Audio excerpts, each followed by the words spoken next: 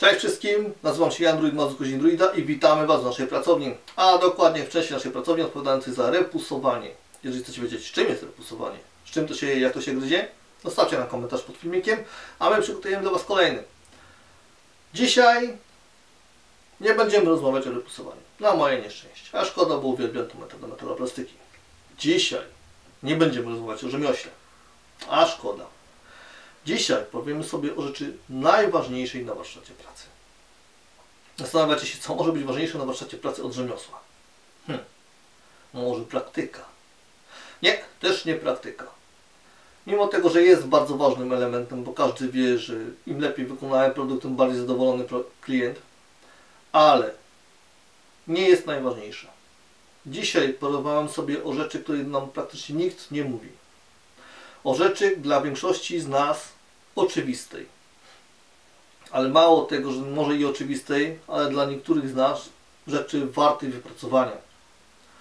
Dzisiaj porozmawiamy sobie o tym, o czym w zasadzie żaden filmik How to Forge, Do It Yourself, jak to zrobić, jak wykuć, nas nie informuje. Ponieważ dla większości z tych ludzi jest to rzecz oczywista i automatyczna. Dzisiaj powiemy sobie o organizacji pracy. No ja właśnie już słyszę te śmiechy, że stary, no organizacja pracy. No sam powiedziałeś, że jest to rzecz oczywista i większość ją ma.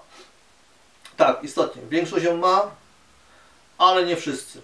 Mało tego, to niektóre zakłady pracy jej nie posiadają. Ja osobiście w kilku takich pracowałem i niestety, co się okazało, ja jestem na swoim, a tych zakładów już dawno nie ma. Zastanawiacie się, no dobra, ale to co w związku z tym? No, prosta sprawa. Bez braku organizacji pracy tracicie pieniądze i tracicie czas. Słuchajcie, ale jak to? Ja Wam powiem na prostym przykładzie. No właśnie takim jednym małym elemencie, którym dla mnie był odkryciem roku. To w moim warsztaciku jubilersko-repuserskim jest narzędziem niezbędnym. Tak, bo to też jest narzędzie. Każdy system organizacji pracy jest narzędziem, który nam pomaga w tej pracy. Zastanawiacie się, no dobra, no a to jak już tak dużo powiedziałeś, to powiedz nam, o co właściwie chodzi. A mniej więcej o to, co widzicie tutaj za mną. To jest takie w zasadzie preludium do jednej z zasad 5S. Jeżeli chcecie wiedzieć, czym jest zasada 5S, zapraszam do wujka Google, on Wam odpowie lepiej na to pytanie niż ja. Ale my sobie z tej zasady 5S weźmiemy taki mały element. Taki mały element, który dla mnie był odkryciem roku i po prostu bez niego nie wyobrażam sobie już pracy na moim warsztaciku. Weźmiemy sobie właśnie tablicę cieni. To za mną jest jeszcze tablica cieni w fazie eksperymentów, ponieważ przeprowadziliśmy się ostatnio z jednego pomieszczenia do drugiego, więc mam tutaj troszkę inne rozmieszczenie moich stanowisk pracy, więc tutaj jeszcze na tym eksperymentuję. Ale już za 2 tygodnie mniej więcej będziecie widzieć pod tymi narzędziami odpowiednie cienie. Po co są te cienie? Ano po to, że jeżeli macie już narzędzie w którymś miejscu powieszone, na przykład młoteczek, to zawsze wieszacie go w to samo miejsce. Ja wiem, że teoretycznie wydaje Wam się, że to przecież logiczne, żeby z automatu odwiesić to samo miejsce, ale jeżeli macie podciągane 5-6 młoteczków, bo akurat potrzebujecie na stanowisku, no to możecie się pomylić, tak? A potem będziecie szukać już trochę dłużej. Mówicie, no dobra, no spoko, no ale mam szuflady. No oczywiście, też kiedyś miałem szuflady, to sobie wyobraźcie taką sytuację. Pracujecie nad projektem. Jesteście skupieni, projekt, pracujecie nad nim od godziny, jeszcze Wam 2 godziny zostało, ewentualnie pracujecie na 2 godziny.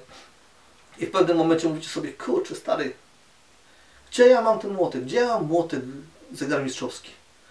Gdzieś tu był. I szukacie po szufladach.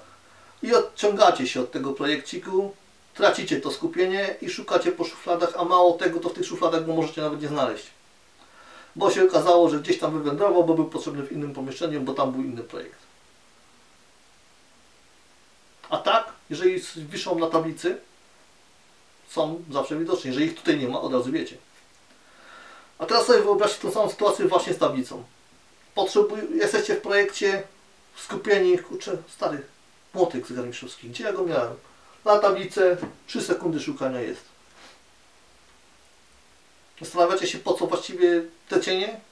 Właśnie po to, że jeżeli jest miejsce puste, to od razu widzicie, że czegoś tu nie ma. Bez tego cienia, no 2 wkręty, no to sorry stary, ale kurde, można przegapić, nie?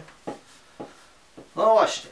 Ja kiedyś, tak jak mówię, pracowałem w wielkim chaosie, miałem wszystko pochowane po szufladach i tak dalej. Dopóki nie odkryłem tego, to byłem po prostu chyba nieszczęśliwym człowiekiem. Nie wiem do dzisiaj, jak ja mogłem wtedy pracować. Pracowałem troszkę. Ale to tutaj za mną było moim odkryciem roku i strasznie ułatwiło mi pracę. Tak to jest. No. Co ja jeszcze miałem wspomnieć? Na temat właśnie skupienia nad pracą. Wyobraźcie sobie, że naukowcy policzyli, ile właściwie traciłem czasu. Zmierzyłem i mniej więcej jest tak, jak mówią. Zanim się wdrożycie w projekt po oderwaniu od niego, ktoś Wam przeszkodzi, sami sobie przeszkodzicie szukaniem właśnie po szufladach, jest to około 20 minut. Teraz sobie policzcie. 5 minut na szukanie narzędzia, 20 minut na wdrożenie. Około 20 minut, bo tam już w czasie tego pracujecie, więc ten czas się troszkę zazębia. Teraz macie projekt 2-godzinny i 3 razy szukacie narzędzia. 3 razy. Ile Wam to daje? Na samo szukanie narzędzi to jest 15 minut. Potem na wdrożenie się w temat około 30 do 40 minut. No teraz sobie wyobraźcie, to macie prawie godzinę straty. Prawie godzinę, której Wam nikt już nie odda.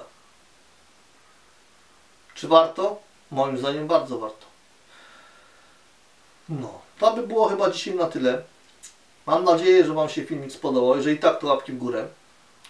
Zasubskrybujcie nasz kanał, jeżeli chcecie usłyszeć kolejne tematy. Na pewno będziemy jeszcze rozmawiać o organizacji pracy. Na pewno sobie poruszymy temat Kanban boardów. Jeżeli chcecie wiedzieć, poczytajcie. Też fajna sprawa. Moim zdaniem bardzo ułatwia czas i bardzo ułatwia proces tworzenia projektów. I w ogóle panowania nad projektami, co właściwie robimy. Proponuję się dowiedzieć, proponuję sobie zobaczyć. Proponuję sobie poczytać na temat organizacji pracy. Ostatnio znalazłem bloga, kurczę, nie pamiętam jak się ten pan nazywał. Pewnie ja go potem podlinkuję, gdzie wypisywał 40 systemów organizacji pracy. 40. A najlepiej, jak sobie wziąć po części z jakichś systemów i stworzyć swoją własną organizację pracy. Bo każdy lubi pracować po swojemu.